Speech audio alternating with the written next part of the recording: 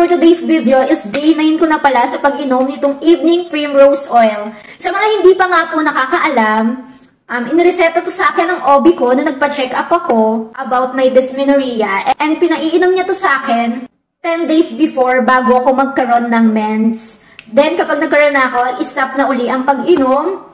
And next month uli, ganun, 10 days before bago magkaroon. Kapag nagkaroon na, stop uli. So, dati talaga, ang alam ko, para lang sa buntis tong evening primrose oil and para sa mga may symptoms ng premenopausal. Pero B, hindi lang to para doon. Pwede rin to sa mga dalaga. Nagsasuffer for dysmenorrhea and hormonal imbalance is pwedeng-pwede to kasi food supplement lang naman to si evening primrose oil. Pero syempre, mas maganda and mas safe na magpa-check up tayo sa OB. And mas maganda na inireseta niyo to sa atin para alam natin kung paano to iinumin. Katulad sa case ko, 10 days ko lang to iniinom. And sa other naman, is almost every day. So, ayun na nga, uminom na nga po tayo. Ang dami ko ng daldal. Huy! Ito para lang siyang jelly. Sabihin natin.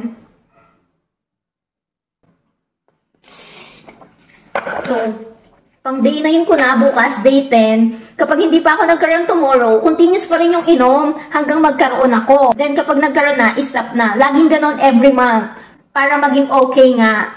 Kapag nagkaroon ako, walang masyadong masakit. Ayun ang kagandahan kapag umiinom ako nito ni evening primrose oil. Yun lang po. Thank you for watching. Kading-ding. Bye-bye!